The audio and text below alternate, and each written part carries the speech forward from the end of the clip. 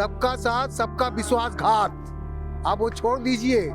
मोदी के लिए हम लोग पूरा भक्त थे। प्राइवेटीकरण का निर्णय राष्ट्र हित में हो ही नहीं सकता। आज देश के कोने कोने से लोग अपनी मांगों को लेकर सरकार के खिलाफ मोर्चा खोलने आए हैं। तो ठग नहीं, आप करे 18 घंटा काम कर रहे हैं, महंगाई चरम सीमा पर है, लोग बेरोजगार हैं। जो सरकार हमारे हित में काम नहीं करती उसको हम ठीक नहीं मानते। इस वक्त मैं जंतर मंतर पर हूं और जंतर मंतर पर राष्ट्रीय स्वयंसेवक यानी कि आरएसएस के मजदूर घटक भारतीय मजदूर संघ के तरफ से संसद घेराव किया गया है। निजीकरण, निगमीकरण और सार्वजनिक उपक्रमों को प्राइवेट हाथों में देने के खिलाफ देश भर के मजदूर इस बैनर तले यहाँ पर प्रदर्शन कर रहे हैं। आइए जानते हैं कि इनकी क्या मांगे हैं और क्यों ये लोग अपनी ही सरकार के खिलाफ प्रदर्शन कर रहे हैं।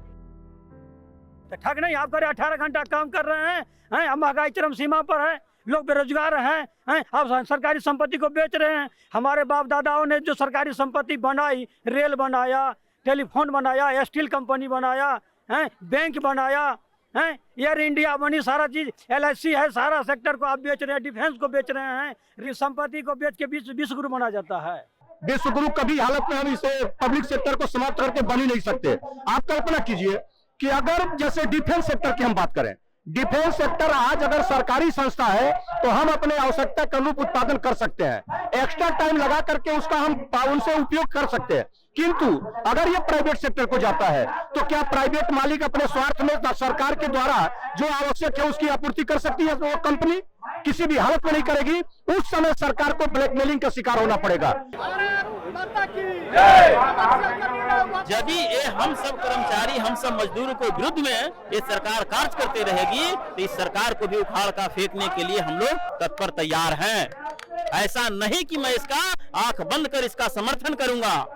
ऐसी सरकार हमें नहीं चाहिए जो हम सभी कर्मचारी, हम सब मजदूरों का विरोध करेंगे। निजीकरण देश हित में नहीं हो सकती है, क्योंकि अभी कोरोना काल जब आई थी तब कोरोना काल में भी जितने भी निजी वर्कर्स थे सारे लोग अपने घर के अंदर छुप चुके थे, लेकिन एक सरकारी कर्मचारी ही एक ऐसा था जो अपनी जान को निछावर कर कर के लिए पूरे देश के लिए, पूरे राष्ट्र के लिए समर्पित भाव से कार्य किया था।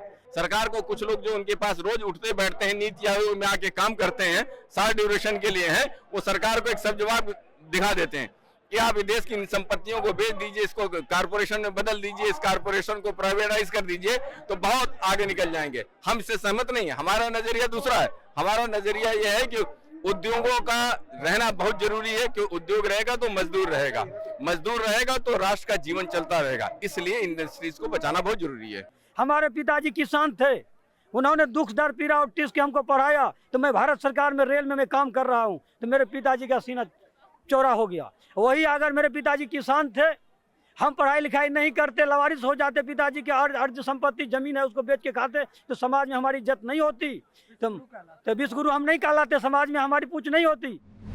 खबरों की तह में जाकर की जाने वाली ऐसी ग्राउंड रिपोर्ट्स आप न्यूज़ लॉन्ड्री पर देख सकते हैं, क्योंकि हम विज्ञापन से नहीं आपके सहयोग से चलते हैं। न्यूज़ लॉन्ड्री को सब्सक्राइब करें और गर्व से कहें, मेरे खर्च पे आज़ाद हैं खबरें।